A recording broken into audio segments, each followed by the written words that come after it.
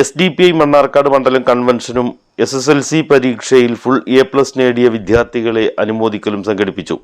കുമ്പം മൗലാന ഓഡിറ്റോറിയത്തിൽ നടന്ന പരിപാടി SDPI സംസ്ഥാന പ്രസിഡന്റ് CPA ലത്തീഫ് ഉദ്ഘാടനം ചെയ്തു.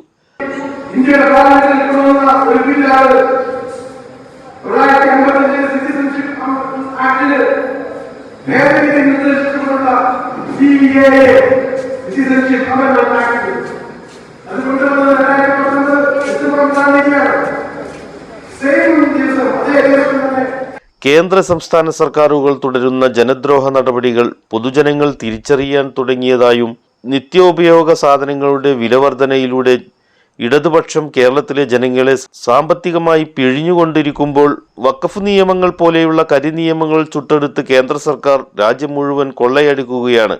ഇതിനെതിരെ പ്രതിഷേധിക്കാനുള്ള ധൈര്യം പ്രതിപക്ഷത്തിന് നഷ്ടപ്പെട്ടിരിക്കുന്നു എന്നും അതുകൊണ്ടാണ് വഖഫ് ബില്ല് പാർലമെന്റിൽ അവതരിപ്പിച്ചപ്പോൾ രാഹുൽ ഗാന്ധിയും പ്രിയങ്ക ഗാന്ധിയും ചർച്ചയിൽ നിന്നും മാറി നിന്നത് എന്നും വർഗീയത ആളിക്കത്തിക്കുന്നതിൽ നിന്നും കേന്ദ്ര സർക്കാർ പിന്മാറണം.